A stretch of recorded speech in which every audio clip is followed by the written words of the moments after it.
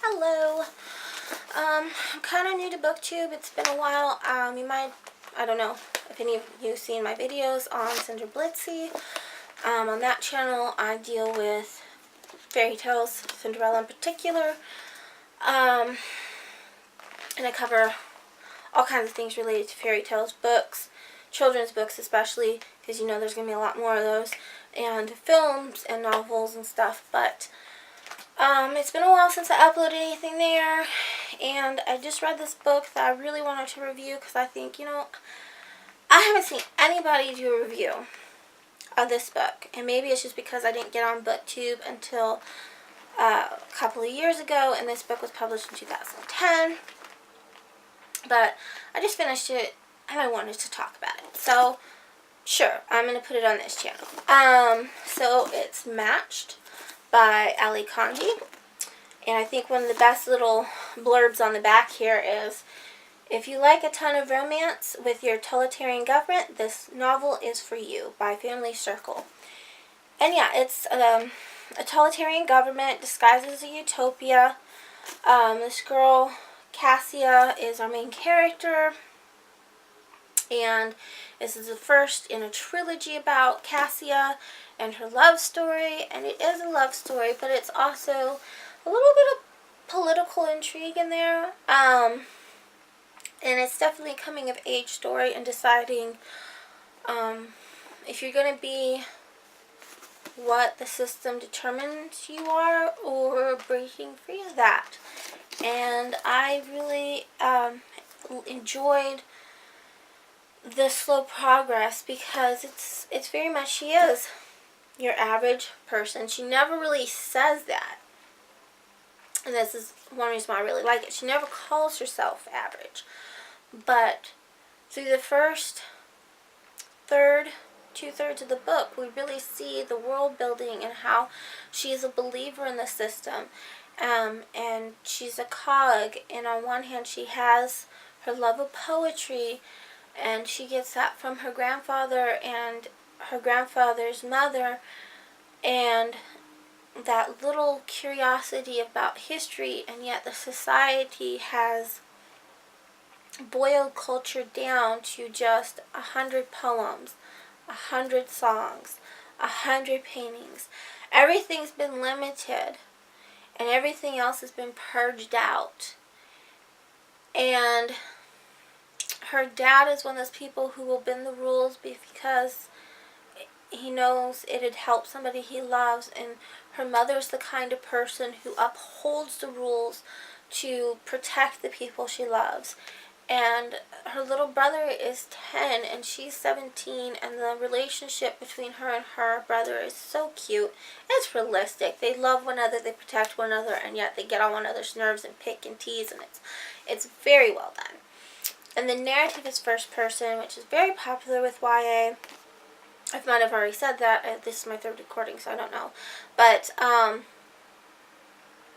any rate, I really enjoyed her narrative and her progression of going from looking forward to her future. She's being matched, because this is what every 17-year-old goes through. They get matched, they get assigned jobs, their occupations and stuff, and she's just going through this. She embraces her femininity, and yes, she daydreams of getting married and who her match will be, and she totally loves her dress from the banquet, and she's being a girl. And I'm not saying all girls are like that, but I grew up as a tomboy, and I still liked certain things that are considered girly girl. And yeah, I notice in a lot of pop culture, media, if you're a tomboy, it's like, ugh, I don't like girly girl stuff. And I'm like, I feel like that's disservice to people who do like the girly girl stuff. And, some girls who are girly girls, they might still be athletic in certain ways. Even a cheerleader, that's very athletic. Gymnasts, ballerinas, that is very, very athletic activities. Volleyball. You still have a lot more hand-eye coordination than I have. So I appreciate the fact that here she is somebody who is very mentally astute.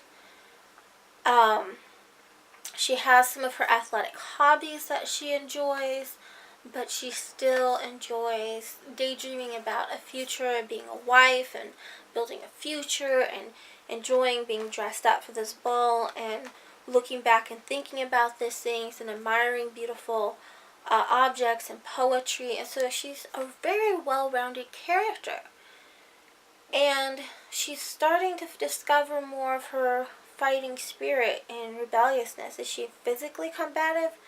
No. It's very much a matter of she's smart, and yet she's been bought into the system and coming to terms with what that means, and mentally and emotionally breaking away from that system. And yeah, a lot of that has to do with the romance side of the story. But it's because the romance side of things gave her a new perspective. She's still very much a character in her own. And it's just her curiosity and her just... Here she's been friends with these two boys most of her life. And yet she didn't see or understand certain sides of them most of that time. And as she's coming to terms with that,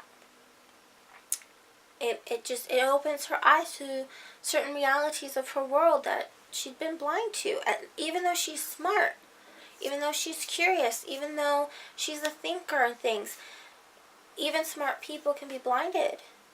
And yet, she's also still 17, and she still wants to believe that the system is in place for good reasons. And so I don't see her becoming like a rebel leader or a general or something crazy like that. Certainly not in the next book. Maybe in the third book of the trilogy. I see her as being maybe more of somebody who would run like an underground railroad and helping people to escape, or something like that. I don't know. She's certainly in a pickle at the end of the book, though. And I look forward to getting volume 2, which is Crossed, and seeing what happens next. I do know, because there's a little sneak peek at the back of my copy of the first few chapters in the next book. And so whereas this one is strictly from her perspective, the second book bounces back and forth between her perspective and another character, which I won't say because I don't want to give any spoilers, but it is one of the other members of the love triangle. So we'll see what happens with that. I really enjoyed this. I'm a slow reader, and I don't read a lot of fiction. I usually read a lot of nonfiction, or if I do pick up fiction books, I usually just kind of like read a little bit and then I lose interest. Like I put the book down because life happens, and I don't necessarily get the motivation to pick the book back up and finish it. And even though I own this book, so I'm not in a hurry to like return it to the library or anything, I just really, really, really wanted to finish it and find out what happened, and that motivation. So I think, that totally deserves a shout out. So if you've read this book, I'd really appreciate some comments and what you thought about that, especially if you read some other YA novels. Maybe you'd have a better comparison of this versus other books. I did notice there's a lot of tropes in here that I've seen in other people's lists of things that they worst tropes or whatever, or most hated tropes, and yet when I saw them pop up in this book, it just kind of made me giggle, because I've been a lurker on Booktube for a couple years now, and so when I saw those tropes, it made me giggle a little bit. But I really appreciated how they were used, because you do have the love triangle, and I feel like the relationships and emotions and the sense of guilt she has for being in this triangle is so well handled. I mean, it feels real, it feels genuine, it feels sincere, authentic. There's a booktuber, I can't think of her name off the top of my head, and I don't think she's made videos in a while, but I really like her videos. Francesca, maybe? Anyway, she uses the word authentic a lot when she's talking about writing and reviewing books. And it's true. It's like, and I think that's one of the reasons why I really appreciate the first-person narrative in this book, is because it just had a very strong sense of authenticity to it. It was very personable. It wasn't overflowering with purple prose or something like that. It felt simple, but in the most beautiful way. It's very strong writing, in my opinion. Not a wasted paragraph. A lot of good world building, characterizations. But yeah, if you see some of these tropes, let me know what you think about how they were used. I don't want to like throw them in there other than the love triangle. So, yeah.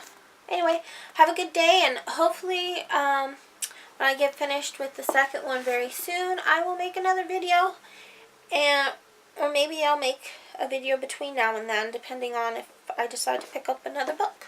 We'll see. Okay, have a good day, guys.